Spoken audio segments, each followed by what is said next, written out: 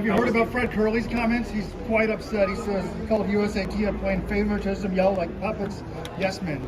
I mean, he could be here, but he ain't. So if he's mad at that, then come on out here. Tensions were at an all-time high entering the long-awaited 2024 World Indoor Championships in Glasgow. The weeks leading to this event have been littered with drama and world records galore, and this weekend wouldn't be any different. But we have to start from day one. The first final of the champs would be the women's shot put, and it would start with an honestly epic competition. The German giant, Yemisi Ogunleye, would come out flying. PB this winter at 1957. Oh, she likes that. That is terrific. Her first effort, laying down a huge personal best of 60 centimeters to throw 20.19 meters. And from this point on, the pressure was on the rest of the field to play catch up. We'd see some big fouls by the current world leader, Schilder from the Netherlands, but would have to wait until round 4 before anyone else got over 20 meters. Canadian Sarah Mitton stepped up to the plate to take the lead by 1 centimeter, 20.20 meters. Wow, that's a lovely throw there from Sarah Mitton. This throw would secure her the gold, and in the very last throw of the competition, in celebration with a smile across her face, she'd bang out an even better effort, 20.22 meters, taking out a thrilling competition. The women's high jump would feature the long-awaited clash of our two world leaders, Olylsagers from Australia and Mahuchikh from Ukraine. Heading into 199, Mahuchikh would have the countback advantage, but she would end up outdone by Olylsagers. Mahuchikh would tickle off 199, ending her competition, while Olylsagers would pull off a clutch third attempt to take the dub. And she did it with some fine clearance as well. It's this to put herself in the shake-up for a gold, and she's done it!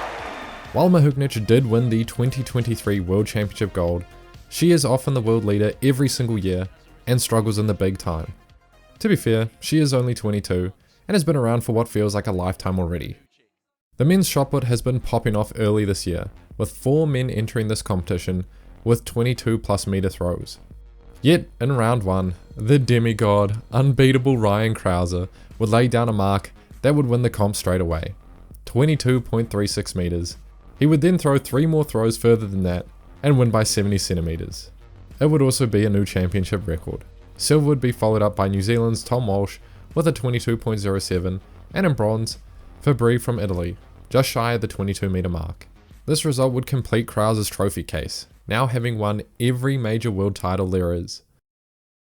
And lastly, to wrap up the day, we end on the indoor blue ribbon event, the men's 60 meter. Heading to the final, all eyes would be on Lyles vs Coleman.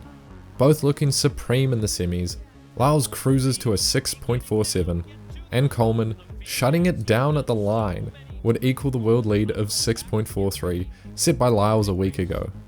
And man, did that time send a message. In the final, Coleman would surge ahead from the beginning, put a gap ever so slightly too big for Lyles to close on.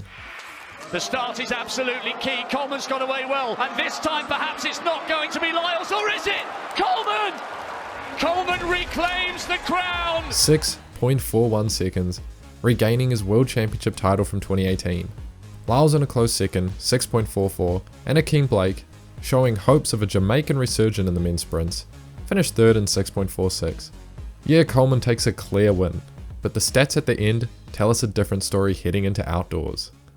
In my head, I'm like, if I'm winning in the 60 meters, like it's really bad for y'all. Day 2 would open with a fierce battle, Tentoglou versus young gun Furlani. Round 1, and they would both lay down the law, 8.22 meters. This would separate themselves from everyone else, and it would become a battle for first. Heading into the final round, the experienced Tentoglou would have the lead on countback, so Furlani would have to go into his final attempt, knowing he needed to do something big, and he would pull out an absolutely ginormous jump.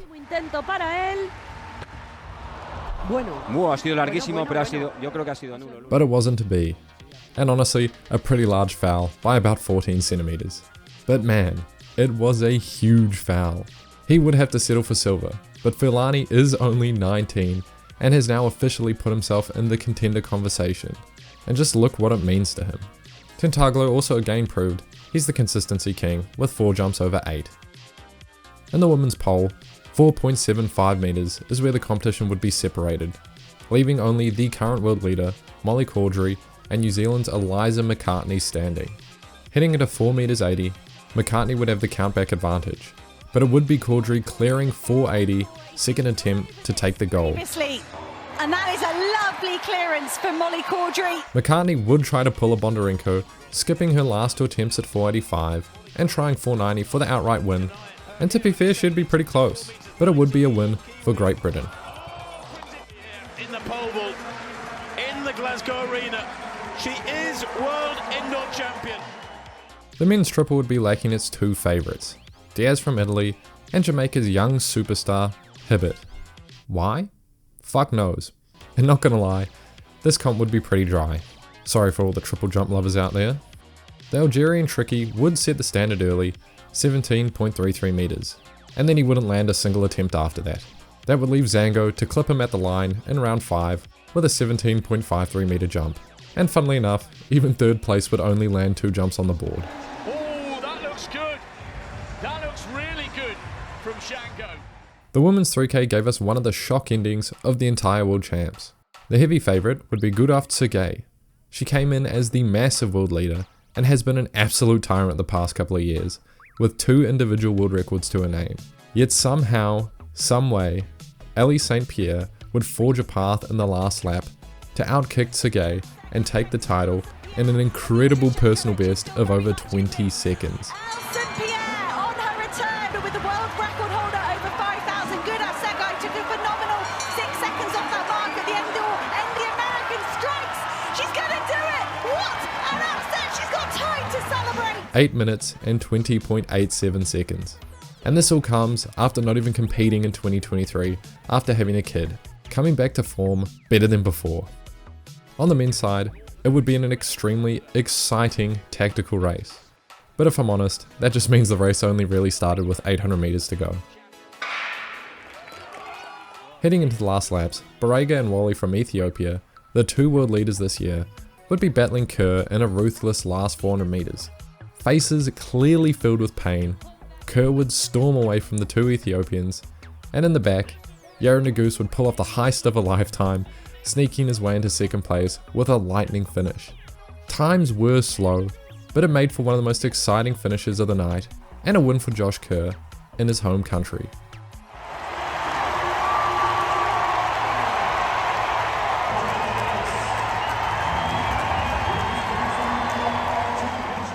I'd like to see Ingebrigtsen do that blindfolded. In the women's 400, after Bowl jogged her initial heat yesterday, there is no doubt would be getting the Femke Bowl show. But she would pull everyone along to some outrageously fast times, with 4 out of the 6 athletes running personal bests.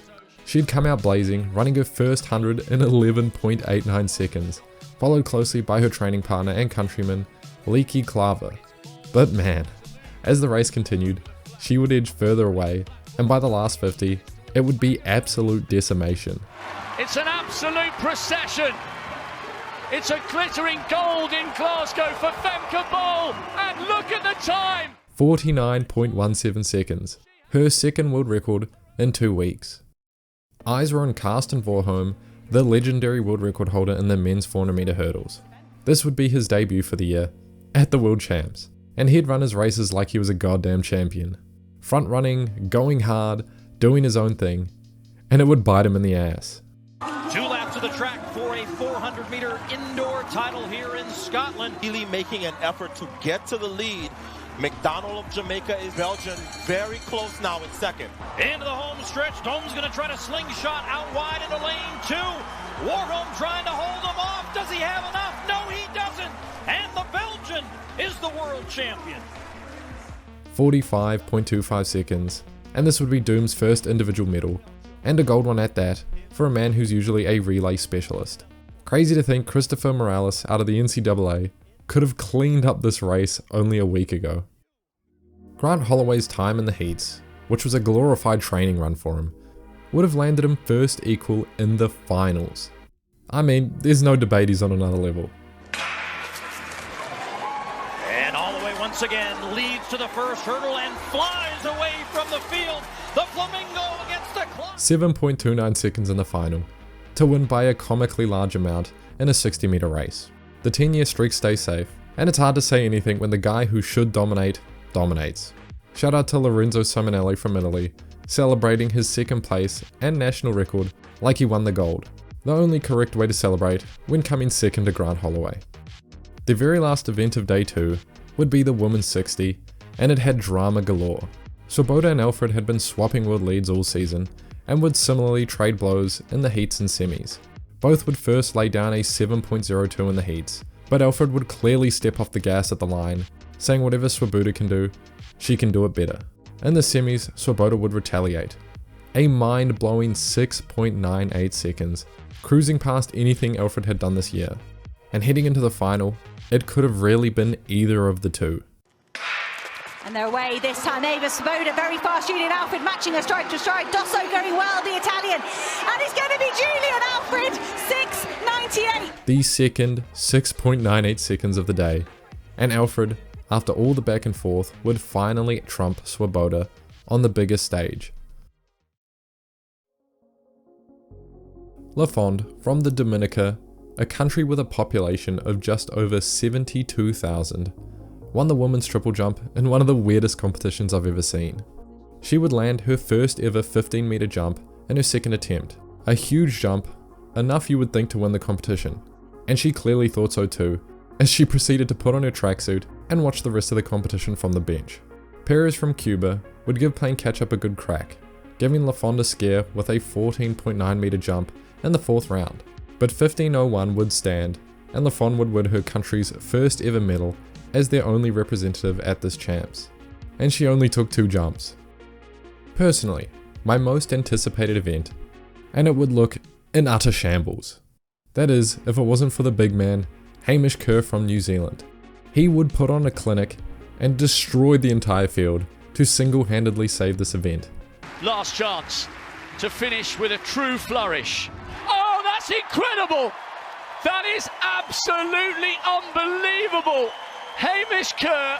He would win by 8 centimeters over Wu from Korea, the defending champ, and USA's McEwen.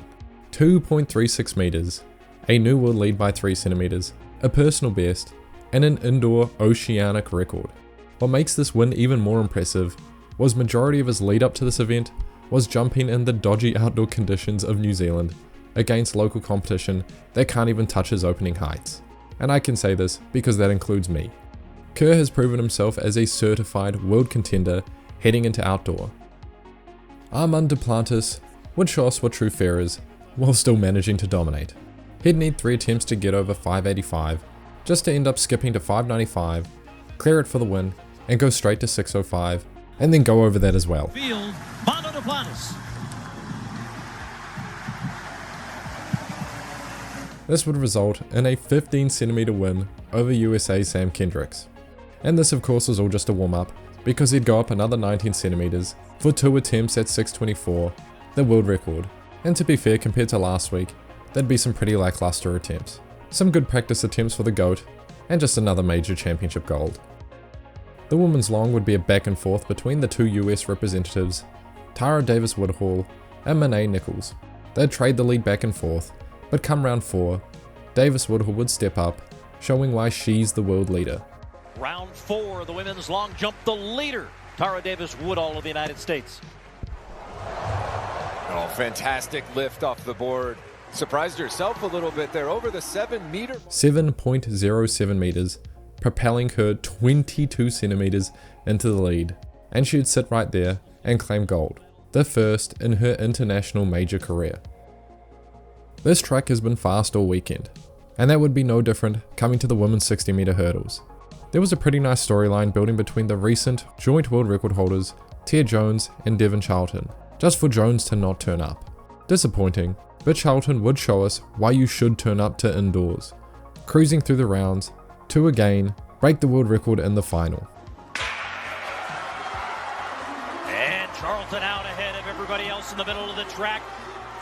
Daylight now between the former world champion and now the new world champion in a new world record time. 6.65 seconds, destroying the field in a fashion only Holloway usually does.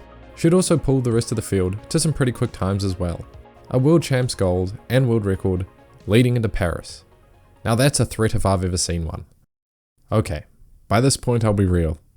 I was getting athleticsed out. So let's fire around this shit.